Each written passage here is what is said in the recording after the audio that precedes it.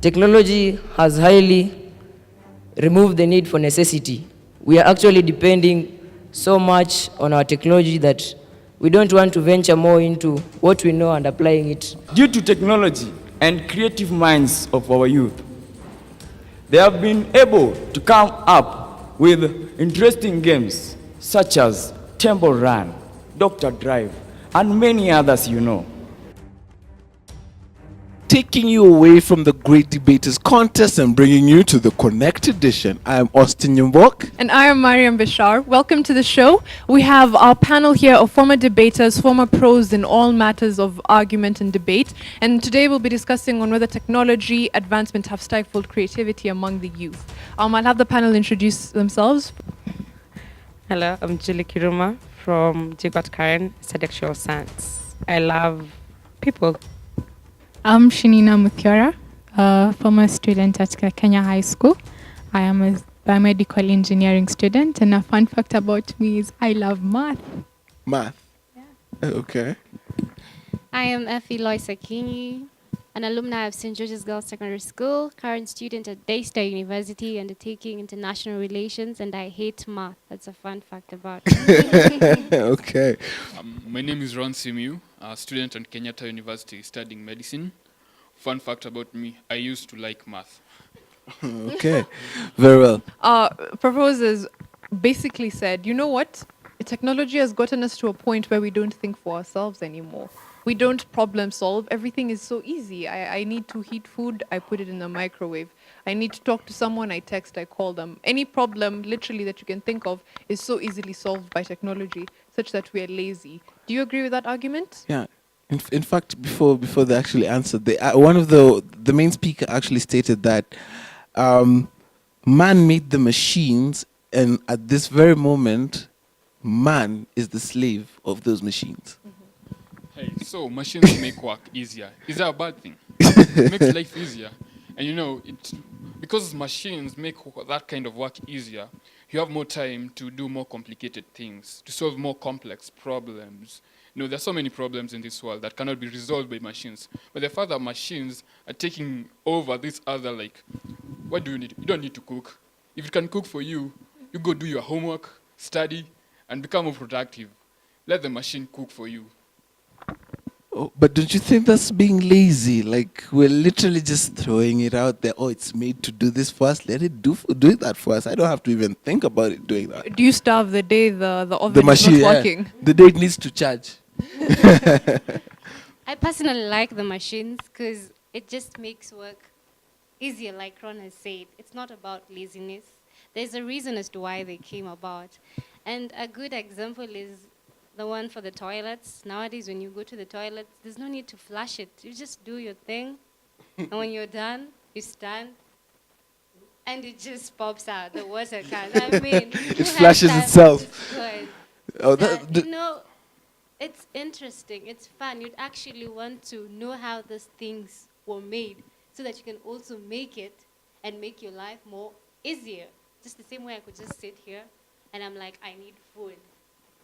And it comes, you know. That's a bit far off, okay? I disagree. You want a home-cooked meal?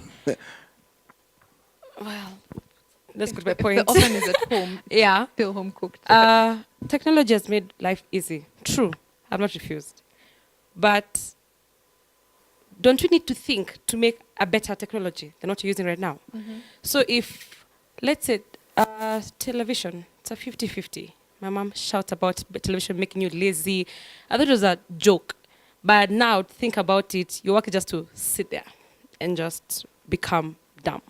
If you don't, the more you read, the more you exercise your mind. The more you educate your mind and the more you keep it busy, so ideas will pop. But when you just sit and look at a blank thing, like some cartoons right now don't make sense at all. So when you're watching it, it's just playing, your mind is not doing anything. So you have, tomorrow you're like, okay, let me just sit again. It didn't hurt me. Then you become lazy. Then you work just to sit and just wait for everything to happen to you. Yet you're forgetting, you're the one who's supposed to be making that next invention. Very well. Shnina? Okay, my thoughts on that. This is the thing. You can't blame something if you misuse it. True. You can't blame something if you misuse it. Creativity is a fruit of the mind.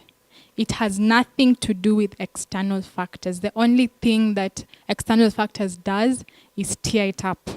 In this way, I look at this carpet and I say, this kind of material gets dirty quickly. My creativity is what thinks, what can I do to make this carpet better?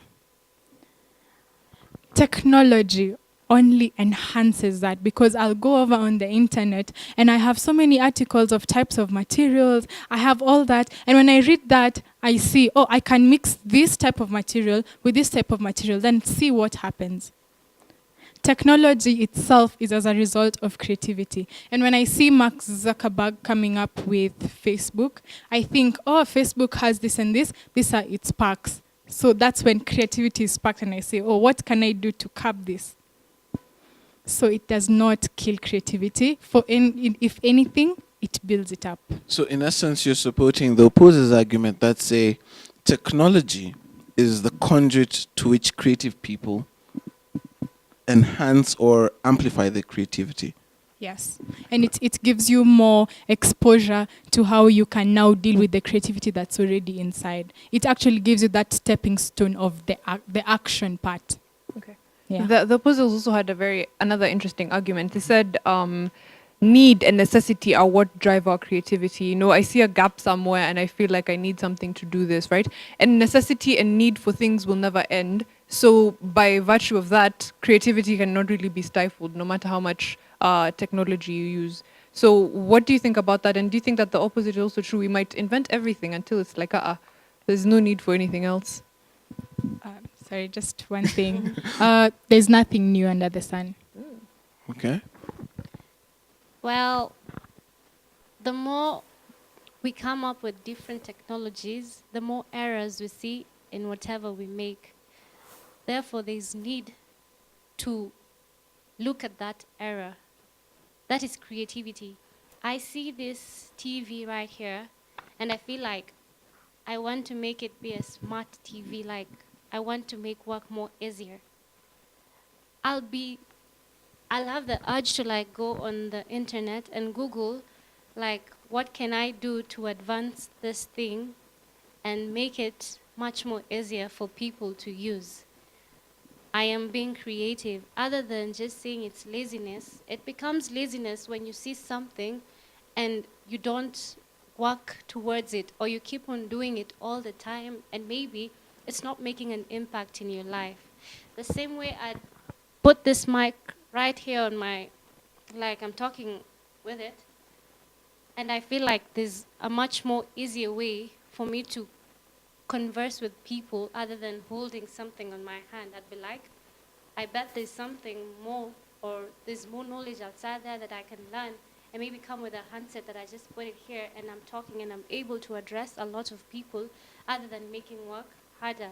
Basically, if you see something, you want to know more about it, and the more you know about something, there's need to make that something more better and more perfect.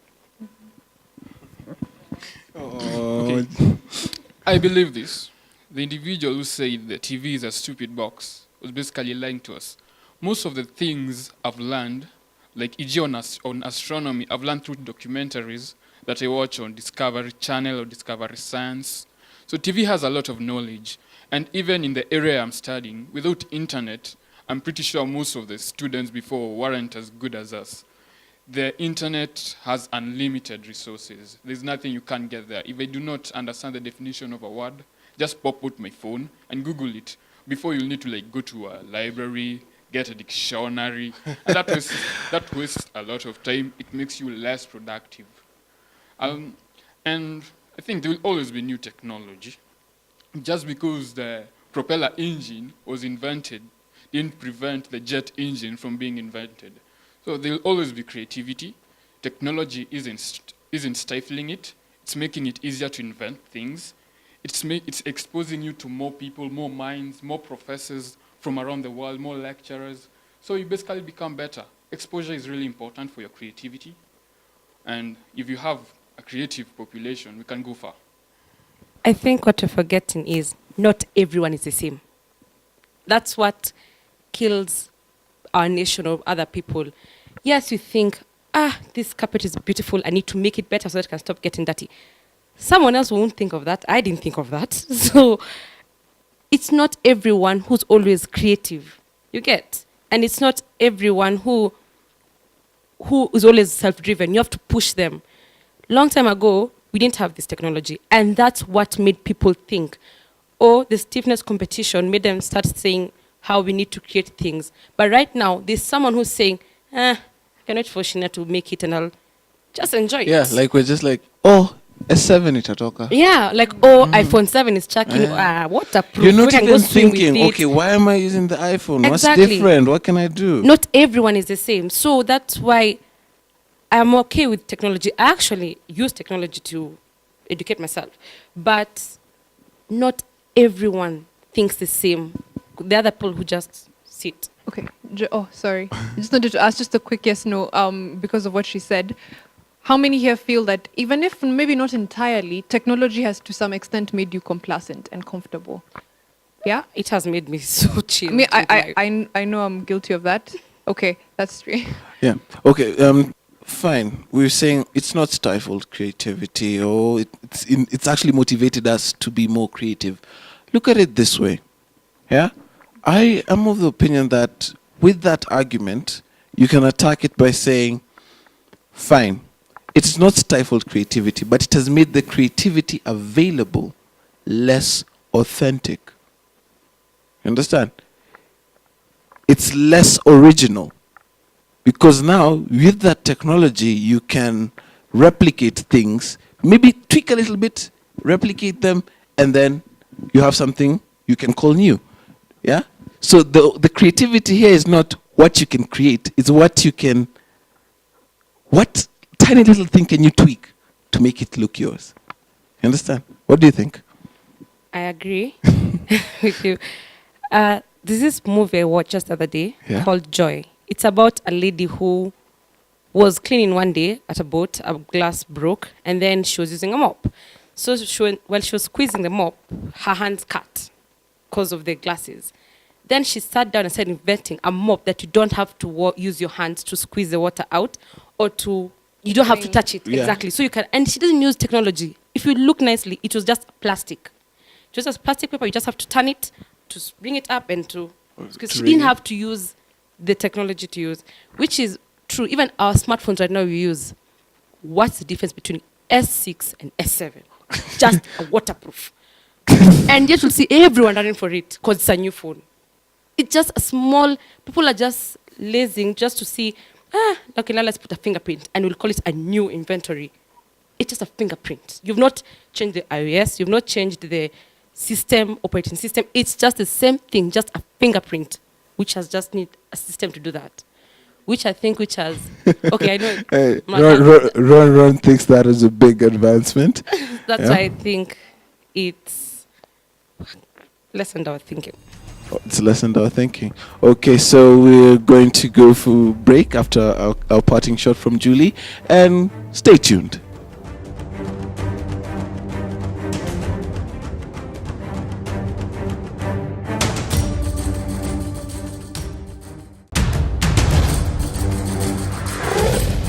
Playing computer games is just something passive, but going to the field, like hide and seek, like I said, that's active. It helps us to nurture creativity in that we have time to relax our mind and also have our minds to be flexible. You find that in the supermarket, long time ago you could employ more than 100 personnel to work in the supermarket, manning people from theft cases. But these days, emerging issues such as the CCTV, you find that the CCTV itself, there's no one who can be employed in the supermarket to man the people from theft cases. Welcome back to the show. Thank you for staying tuned. Today we're discussing Matters Technology. I'll keep the conversation going online. On Twitter, we are at Great Debaters EA, and you can also tweet us on our individual handles.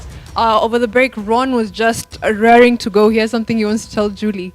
Ron, what's up? Okay, it's not specifically addressed towards Julie. I have nothing personal against Julie. But you learned about that girl on TV. Technology. Well, the mop that girl advanced, she advanced technology. The mop is a machine. So it's basically technology. I believe this. Technology has taught us a lot. It hasn't stifled creativity. When was the television set invented? Before World War II. And the amount of technological advancement, new machines, it hasn't stifled, it has actually increased. Computer processors, they're doubling in power every 2 years.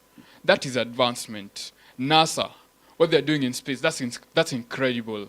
Televisions, the internet, it hasn't stifled it, but it has made it easier for like NASA scientists to communicate.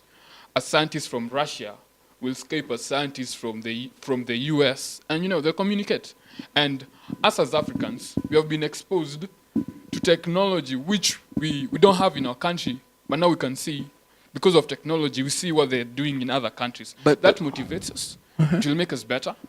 It makes us more, like I watch Shark Tank. I can tell you what I've learned from Shark Tank. It has made me more willing to invest and become an entrepreneur. So technology, personally, it has helped me a lot. Okay, you've said something. You've quoted Russia, you've quoted US, and then when you came to Africa, you sort of stated it like, it has exposed Africa to this and this. So Africa, we're okay. We're just seeing this development going on. We don't have to particularly. We've not said how it has. Okay, you're fine. You've said that it has inspired you to be an entrepreneur, right? But how many of us are able to see that advancement in technology and say, fine, I'll do that? Or how many of us see and say, mambo ya kizungu tu, ni wazungu wanafanya, oh, it's American. How many Kenyans do that? I obviously cannot give a number, but now you're seeing Kenyans developing apps. I've seen Kenyan video games, and I think they have been inspired. Video game technology, it wasn't developed in Kenya, so they must have been exposed to it through technology. So Kenyans are more willing to create things, to invent things, to come up with, they're exposed to these things. And if we are not exposed to them through technology, we will have to reinvent the wheel, basically. Okay. Sorry, just an interesting question. I had someone in a separate forum argue that our minds over time, because technology has made things so much easier, and it goes back to what Julie was saying, we only make small advancements now. We're no longer making radical changes to our lives. Isaac Newton discovered gravity, biggest discovery of that time, and it's affecting us up to, this moment. Albert Einstein and the theory of relativity. In the 60s, we went to space. That's big. But since then, what have we been able to do? Okay, we landed on the moon, and then now what do? We just take drones to the moon. We're making baby steps. We're no longer making huge leaps, because it's almost as if we're done with the big things. There's no more to discover, and maybe that's because we're so lazy. complacent. Just say people are becoming lazy. We're like, it's okay. I feel like it's us being ignorant. Ignorance is completely bad. Look at the European countries. They're completely evolving. You get? Since the time of Einstein and all that, all those scientists back then, all we hear of when we see the television is people are developing more advanced technologies, but they aren't really, really out there. But when I look back at the African countries, we're so ignorant that we watch something, sorry to say, but we're not willing to take steps and try and see, I can do this. Why should I wait for someone in the European countries do this, and yet I have the capability to do it? I feel like we are so ignorant that it is making us feel like we are making smaller steps, and yet you have the power to do it. Because many a times on the news we see technical institutes, someone has made an engine, someone has made a car, but again it revolves on the government. What has the government of Kenya done? They have seen this person developed an engine or a car, but have they taken an opportunity to go and see what this person has done in order for us to be recognized as a country? Because these people, Akina Einstein, are recognized as people from the European countries. They're seen as individuals who have made their countries develop. But us, we come out with it, the next thing we know, it has been stolen by an European outside there, it becomes their idea. Very well, it has come from an African individual. We are ignorant. I'd like to say this. If you give me a small piece of pizza and you give me a large piece of pizza, it's still pizza. Small creativity, big creativity, it's still creativity. Oh. And let me tell you, there's nothing new under the sun. True, we accept. The new things were done long time ago. And right now, it's us to keep improving them. If you want to come up with something totally different, that's fine. Go ahead, do it. Let's see if you won't take concepts from something else. We're not against that. We're just against the fact that, fine, we are okay with, we're simply, as you stated earlier, we're becoming complacent. Not that we can't make those big leaps that you're saying that were done before, because even at that time, those people had also made leaps. Yeah. But these individuals made bigger leaps. Now, instead of us looking at it, viewing it from that point where, okay, this leap has been done, why don't we strive for a bigger leap? And she brings in the African context, yeah? Because we're in a continent that is developing. And how come that we're the ones we're like the children in class, just waiting for inspiration from the teacher? When do we become the teachers? Understand? So my situation is that we are making small steps, and the individuals, quote unquote, the Western world, who are making those steps are the ones who are inspiring us. So we're building upon the small steps to create smaller steps. Can't you see that we're making innovation, we're making creativity just move slowly in tiny steps, as Julie had stated. First of all, complacency is a choice. She asked a question, and 3 of you raised up your hands. 3 of us did not. Because we've made the choice that what we are going to feed ourselves with is going to make an impact in our lives. It's a choice we've made. We're talking about Africa taking baby steps. We're talking about Europe. Europe has greater technological advancement than we do, and they're the ones making the big leaps that you're talking about.